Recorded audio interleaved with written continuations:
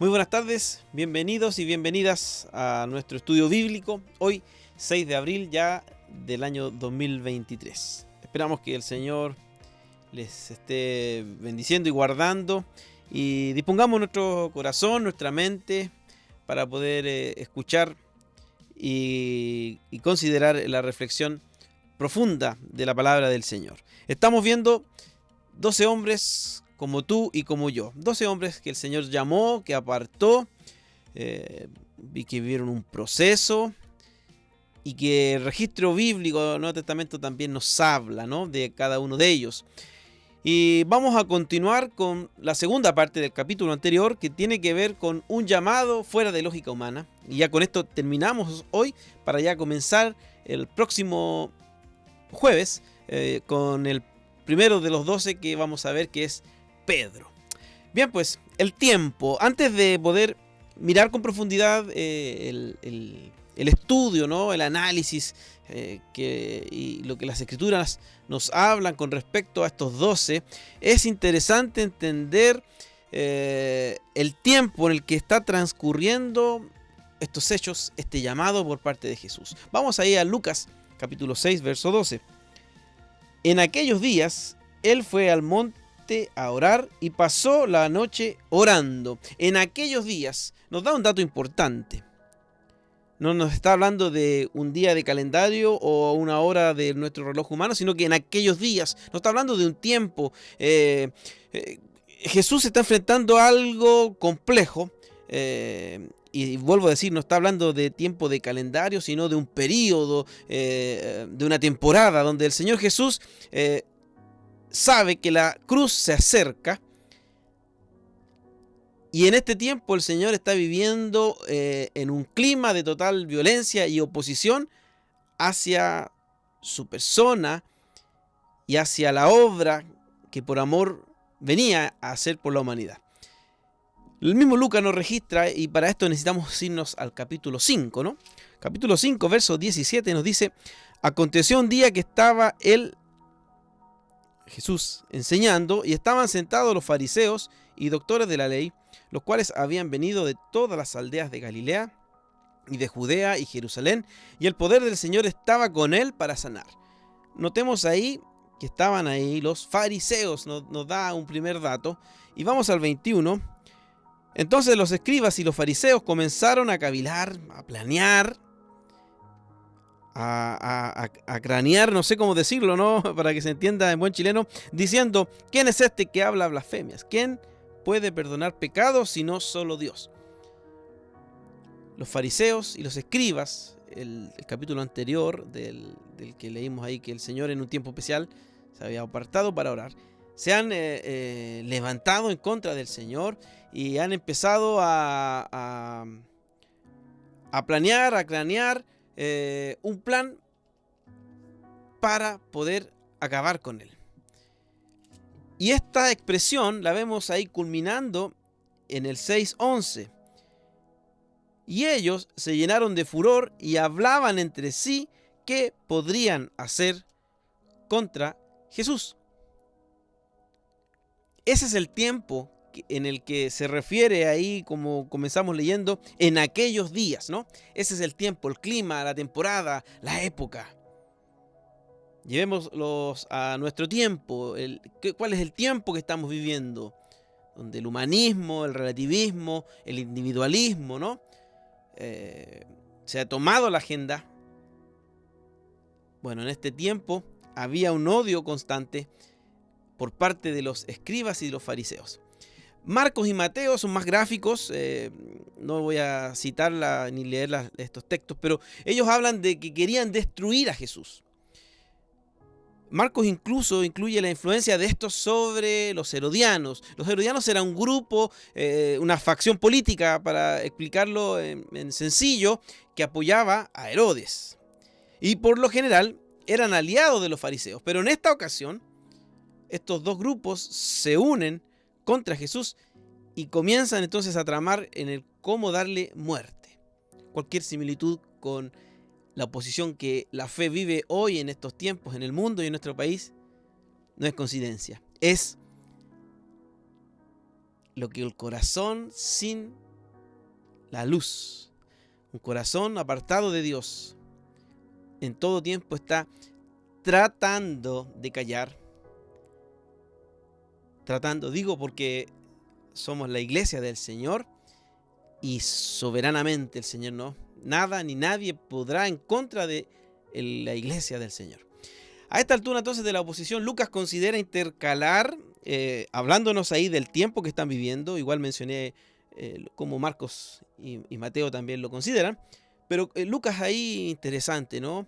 En este trabajo como un historiador, donde nos presenta al Logos encarnado, viene a entrelazar ahora que en ese tiempo el Señor está haciendo este llamado a los 12, con mucha oposición. Entendamos lo que esto puede significar para el ser humano. En estos tiempos, a pesar que aún disfrutamos de libertad de culto, de expresión, cada vez todo lo que para nosotros son nuestros principios bíblicos, nos estamos viendo enfrentados a una oposición que solo busca exalzar al hombre, lejos y fuera de los márgenes y parámetros bíblicos. Estos 12 como usted y como yo se han dispuesto ahí y en esta época han sido llamados.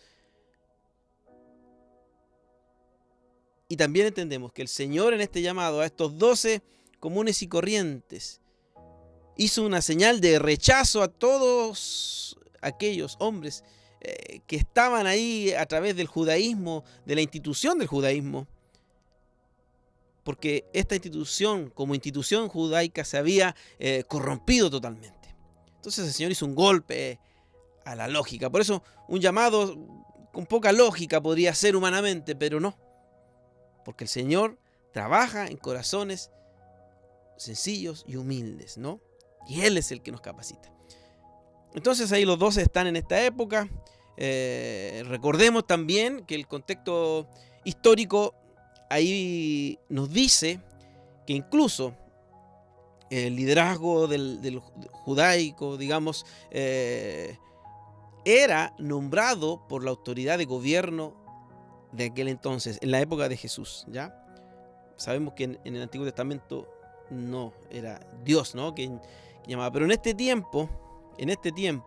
esta época específica, estaba entrelazada la religión con la política, digámoslo así, ¿no? Entonces tenía injerencia directamente el gobierno de turno en nombrar a estos líderes, y estos entonces ya se habían corrompido totalmente. Bueno, hemos hablado del tiempo. Ahora, ¿qué pasa con los 12? ¿Qué calificó a estos hombres para que fueran los llamados, los apostoloi, los enviados ahí con este mensaje especial? Bueno, es lógico que no es por capacidad personal, interior, superior o por talentos propios extraordinarios, sino que, como dije, eran personas comunes y corrientes. Eran galileos, no pertenecían a alguna clase política de la élite. Los galileos eran considerados una clase baja dentro ahí de la cultura. Eran gente de campo y con muy poca educación. Pero sin duda, ¿quién les apartó para el servicio? No mira el grado de superioridad humana a los cuales Él llama, en lo absoluto. Tampoco desmerecemos la preparación que el Señor permite, ¿no? Tanto secular como también teológica, ¿no? Necesaria para estos tiempos, para lo que la sociedad está demandando, ¿no? Necesitamos estar mayormente preparados, no para llenarnos la cabeza de conocimiento, sino que para poder hacer defensa de nuestra fe con bases teológicas, hermenéuticas, serias, ¿no? No con una interpretación ahí lineal de lo que leemos, ¿no? Sino que con un estudio profundo, porque la gente con las cuales nos enfrentamos hoy día, como iglesia, gente con preparación, entonces necesitamos también prepararnos. Entonces no desmerecemos eso, ¿ya? Quede claro. Pero lo que primeramente mira el corazón el Señor. Ese es eso lo que Él mira, el corazón, esa disposición, ese corazón humilde. Ese es el perfil de estos 12. Es que yo soy tan limitado. Eso es lo que el Señor busca. Reconocer nuestras limitaciones y disponernos en sus manos para que Él trabaje. Tampoco queremos y ni estamos diciendo acá que por el hecho de ser personas comunes y corrientes, los requisitos para quienes de alguna forma el Señor ha apartado para el servicio deben ser rebajados. No, en lo absoluto. Pero si Pedro pecó, claro, sabemos y vamos a estudiar y veremos el proceso de Pedro, que incluso negó al Señor. Pero ya vemos a un Juan, vemos a cada uno de los 12. Pero en cada uno de ellos, y hay uno que no fue capaz de asentar cabeza, ¿no? Y ese se perdió. Pero considerando la vida de cada uno de ellos, en cada uno de esos procesos, entendamos una cosa. No hay ser humano intrínsecamente, no hay creyente intrínsecamente calificado para el servicio. Dios mismo es quien debe, por medio de Jesucristo, y ha dado ese rescate por nosotros, ¿no? De la salvación, nos santifica y luego nos va transformando a través de su Espíritu Santo, activo en este proceso y en cada uno de los procesos personales y de la iglesia, de ser descalificados en instrumentos calificados para que Él pueda usar. La iglesia es un hospital, sí, donde las personas encuentran la medicina para el alma, amén, absolutamente. Jesús vino a los perdidos, totalmente. Nosotros, la iglesia, debemos reflejar a Cristo con los caídos, sí, debemos restaurarle, amén, absolutamente. Pero no queremos tampoco dejar una señal que rebaja lo que el Señor demanda, primero, de cada uno de nosotros como creyentes, porque desde el momento que hemos recibido a Jesús como nuestro Salvador, somos apartados, ¿no? Para una nueva vida. Y en ese proceso, ¿cierto? Vivimos distintas situaciones, pero a medida que vamos creciendo, vamos desarrollándonos y el Señor va formando en nosotros y va mostrando para dónde nos está llevando y dónde nos aparta para el servicio específico, también tanto para la iglesia, para cada uno de nosotros, pero más aún para quienes son apartados para el servicio ministerial, la obra, deben ser creyentes con una vida de testimonio ejemplar en lo moral, en lo espiritual, porque la fe de quienes el Señor aparta para una función específica debe ser la fe que otros también quieran imitar. Por eso quiero dejar en claro esto. Sí, fallaron, erraron en esta preparación. Los 12, el perfil de ellos, imperfectos, el perfil nuestro, imperfecto, pero vamos a ir viendo que a medida que avanzamos, el Señor fue de descalificados hombres a hombres calificados, transformados por su poder para el servicio, para ser estos enviados, para ser estos que llevaron y cimentaron sobre fundamento de la fe que es Jesucristo el Señor, la iglesia del Señor. Es importante hacer esta aclaración. Debemos tener cuidado porque hay posturas con respecto a la salvación y a la vida cristiana que nosotros como iglesia, como las asambleas de Dios, no abrazamos. Y estas tienen que ver con la salvación. ¿Es por gracia? Sí, es por gracia. Pero requiere que cada uno de nosotros entendamos, ¿no? No es en la imposición, entendamos que debemos cuidar de ella con temor y temblor. Amén. Porque la consumación de nuestra salvación, somos salvos por gracia, sí, amén. Y ya vivimos en este tiempo escatológico hasta la consumación total cuando el Señor vuelva por nosotros. Entonces, en este proceso es que debemos entender, ¿no? Que esta salvación por gracia, un don, un regalo inmerecido, requiere de nosotros también el poder cuidarla y tener cuidado con estas posturas que hoy día abogan del salvo siempre salvo. Da lo mismo si eso es... No, ahí no podemos... La religión es una cosa, pero los temas de la fe directa, ¿no? Debemos ser responsables en hablar y enseñar que debemos cuidar de nuestra salvación. Cuidado con lo que vemos en internet, está lleno de videos, de predicaciones.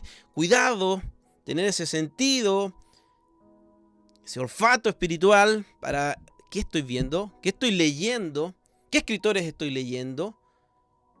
Hay mucho escritor reformado, mucha postura reformada. Debemos tener cuidado y ese filtro y esa capacidad de poder discernir espiritualmente qué estoy viendo, qué estoy escuchando, qué estoy leyendo. Amén.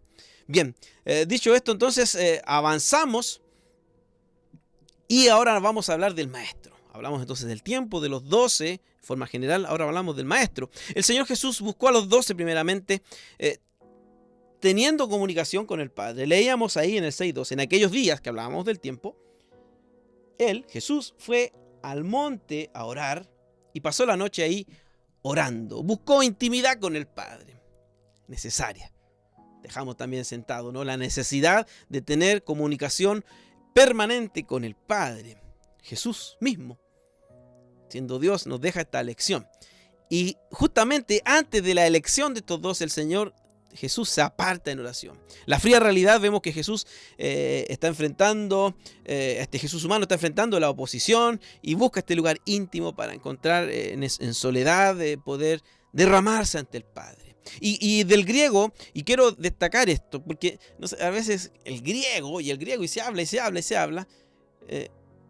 ¿Cuál es la virtud de poder mirar en el original de los escritos? Nos ayuda a entender de forma más completa la traducción y la terminología usada, ¿no? Por eso es bueno recurrir a estos recursos, no para porque a veces hasta se ofende cuando se escucha, y del griego, como demostrando, no es esa la intención, es poder mirar la profundidad de la traducción desde el original. Bueno, la expresión del griego nos dice dianuktereu, y esto significa en profundidad sentarse toda la noche, pasar la noche. Esto es lo que nos está diciendo aquí en el español. En aquellos días él fue al monte a orar y pasó la noche. Desde el griego, entonces, esa expresión dice sentarse toda la noche, pasar gran cantidad de tiempo, pasar la noche.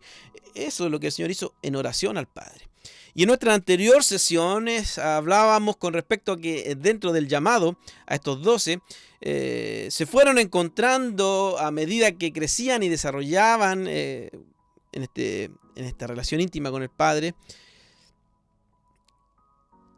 Decíamos que en algún momento de este llamado se quedaron estos 12 solos. ¿Se recuerda? Bien, desde entonces muchos de sus discípulos volvieron atrás y ya no andaban con él. Vamos ahí a Juan capítulo 6, versos 67 al 69. Vamos ahí a Juan 6, versos 67 al 69. Y dijo entonces Jesús a los 12: ¿queréis acaso iros también vosotros? Le respondió Simón Pedro: Señor, ¿a quién iremos? Tú tienes palabra de vida eterna, y nosotros hemos creído y conocemos que tú eres el Cristo, el Hijo del Dios viviente. Jesús le respondió: no os he escogido yo a vosotros los 12, y uno de vosotros es diablo. Hablaba de Judas Iscariote, hijo de Simón, porque este era que le iba a entregar y era uno de los 12. Ese es el momento entonces que estos 12 están viviendo, ¿no? La multitud ya lo había dejado. Quedan solos y el Señor les hace esta pregunta, ¿no? ¿Queréis acaso también iros? ¿Quieren irse también ustedes? Ese es el momento que el Maestro se enfrenta ahí a sus discípulos en este llamado. Después de haber orado al Padre, se enfrenta ahí a una condición compleja, pero estos 12 entienden. Y hasta este momento, estos 12, momento trascendental, que eran parte de la multitud, ahora son aprendices, pero ninguno aún ocupa algún liderazgo específico hasta que el Maestro los preparó para llegar a ser los 12 apóstoles, los 12 apostoloi. Bien, su capacitación. En forma general tenemos que decir que a medida que leemos sobre aquella mañana que hablábamos, la que el Señor llamó a estos discípulos, la atmósfera de duda era total. Por eso hacíamos mención. ¿Quieren irse acaso ustedes también? Qué profundo, ¿no? Y a la vista de esto, el llamado no era suficiente, sino que necesitaban ser discipulados, enseñados. Las limitaciones humanas y los fracasos parecen oscurecer el potencial de estos 12, ¿no? Que fallaron en esto, fallaron en esto. Pareciera que oscurece este potencial, pero no. Gracias al Señor que a través del Espíritu Santo inspiró a estos santos hombres de Dios a dejar estos registros que nos muestran a estos 12 tal cual eran.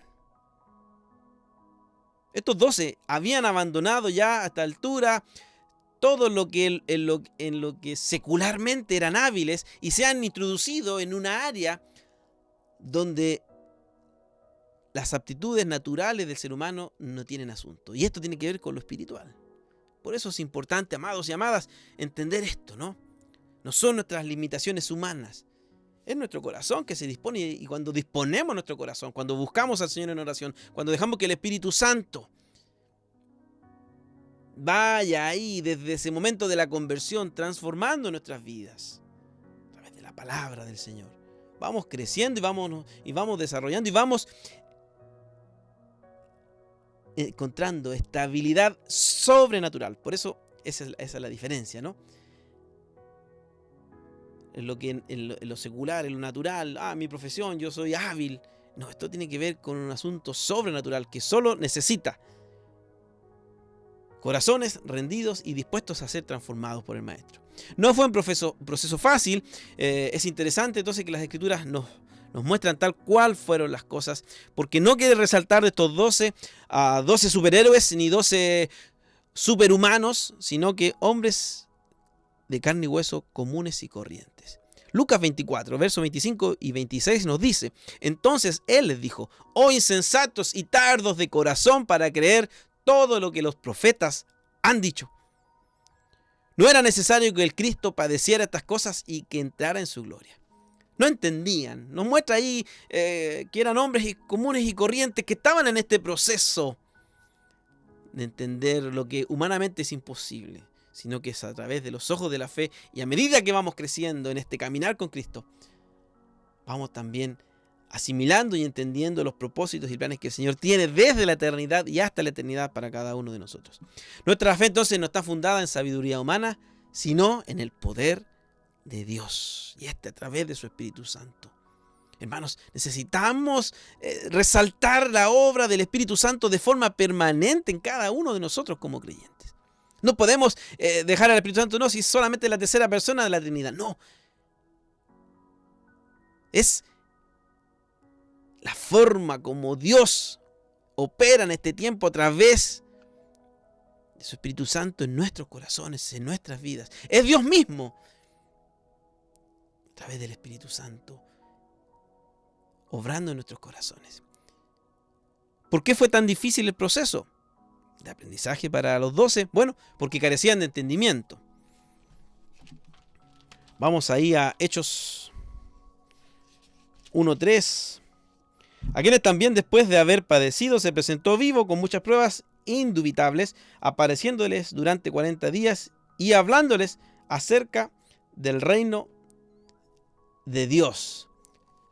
Señor resucitado se les aparece por 40 días porque estos aún no comprendían. Ya a Jesucristo resucitado no comprendían aún, y el Señor se preocupó ahí, como lo refleja el doctor Lucas ahí en Hechos, con respecto a este obrar del Señor en sus vidas.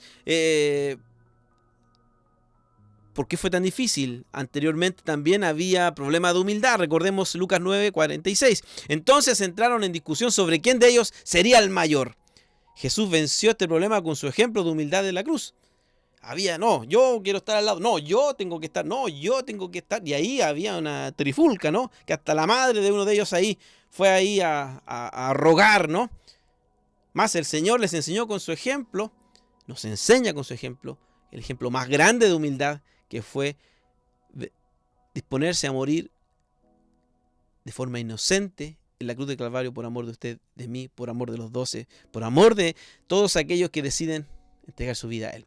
Carecían de fe, Marcos 16:14. Finalmente se apareció a los 11 mismos, estando ellos sentados a la mesa, y les reprochó su incredulidad y dureza de corazón, porque no habían creído a los que le habían visto resucitado. Carecían de fe, no tenían compromiso.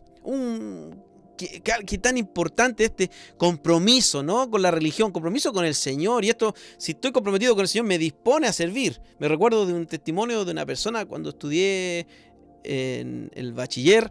Una hermana dio un testimonio que el Señor usaba a su hermano con el don de interpretación de lenguas. Y lo más hermoso, decía ella, que él no se congregaba, no oraba, no buscaba al Señor. Él estaba prácticamente apartado, ¿no? Y el pastor que estaba haciendo la clase ahí le dijo mejor no opinara nada más, porque fuego extraño es, ¿no? Fuego extraño es, ¿no? Si está pasando algo y no estoy en comunión con el Señor, es fuego extraño. También existe el fuego extraño. No tenían compromiso. Entonces todos los discípulos, dejándole, huyeron. Por eso era tan difícil, ¿no? Este proceso. Carecían de poder en sus propias fuerzas, fracasaban hasta el día de Pentecostés. Hechos 1:8. Pero recibiréis poder cuando haya venido sobre vosotros el Espíritu Santo, y me seréis testigos en Jerusalén, en toda Judea, en Samaria y hasta lo último de la tierra. Carecían de poder. Humanamente lo miraban hasta que vino sobre ellos el Espíritu Santo y entendieron que no era por su fuerza, sino por el Espíritu Santo. Conclusión, ¿por qué selecciona el Señor a hombres sin entendimiento, imperfectos, sin fe, sin compromiso, sin poder? Sencillamente, 2 Corintios 12:9, ya terminamos. Y me ha dicho, bástate mi gracia, porque mi poder se perfecciona en la debilidad. Por tanto, de buena gana, me gloriaré más bien en mis debilidades para que repose sobre mí el poder de Cristo. Nos deja muy claro el mismo escrito de la palabra del Señor, nos deja clara esta conclusión. ¿Por qué entonces sin entendimiento, hombres tan duros, porfiados, tan imperfectos? 12 como tú y como yo. Porque en esa debilidad es donde reposa el poder de Cristo. Hechos 4:13, cuando las autoridades vieron la valentía con que hablaban Pedro y Juan y se dieron cuenta de que eran hombres sin estudio ni cultura, se quedaron sorprendidos y reconocieron que eran discípulos de Jesús. El griego lo define como agramatoi, idiotai. Esto literalmente eran hombres ignorantes, sin educación. Mas Jesús no buscó títulos ni talentos superiores de los 12, ni tampoco busca de nosotros, sino que solamente busca corazones humildes, dispuestos, disponibles para ser tratados y trabajados, ahí como barro en las manos del alfarero. Vuelvo a usar esta ilustración bíblica. Nuestras vidas, las vidas de los 12, dice ahí 4:13, eran reflejo de que habían estado con Jesús. Así como los 12, usted y yo, y a lo largo de este estudio entenderemos y veremos que el haber estado con Jesús, de haberlo recibido en nuestros corazones, también será el testimonio que otros reconozcan en nuestras vidas. Pero si pero algo distinto hay un poder distinto sobre él, y ese es el Espíritu Santo, ese es el obrar del Señor, que no ha cesado y no ha terminado. Interesante, ¿no? Apasionante. Cuesta poner fin, porque hay mucho paño que cortar, como dicen ahí los sastres. Paño que cortar importantísimo para nuestro desarrollo y nuestro crecimiento. Por eso, ánimo, sigamos adelante. Estamos llenos de imperfecciones, pero este estudio nos ayuda, ¿no?, a entender que el Señor llama a personas, llamó a 12, llama hoy día a hombres y mujeres como tú y como yo, comunes y corrientes, para hacernos en sus manos poderosos, para capacitarnos, no por la limitación humana, sino por el poder de Cristo que actúa sobre nuestras vidas. Bueno, ya nos despedimos. Invitarles para hoy, este estudio va a ser puesto más temprano para que vean también ahí la publicidad. Hoy jueves tendremos la Noche Vida Nueva. Lo hemos titulado así, Noche Vida Nueva, porque será un momento íntimo, como familia, Vida Nueva, para poder meditar, reflexionar y disfrutar ahí en la cena del Señor de un tiempo íntimo ahí con Él. Cuanto más en este tiempo que la sociedad recuerda con una mirada distinta de lo que realmente es Semana Santa, ¿no? Para nosotros es tiempo de reflexionar algo que es permanente. Escuchaba a un experto religioso en un canal de televisión y decía, para los católicos la tradición del abstenerse del pescado y de estas cosas, pero para los cristianos evangélicos es un 24/7 permanente, que ellos siempre están reflexionando y meditando en esto. ¿Cuánto más aún? Tomémonos unos minutos para considerar este regalo hermoso y celebrar a un Jesucristo resucitado que vive y reina ahora y por la eternidad. Un abrazo, nos vemos, que el Señor les bendiga.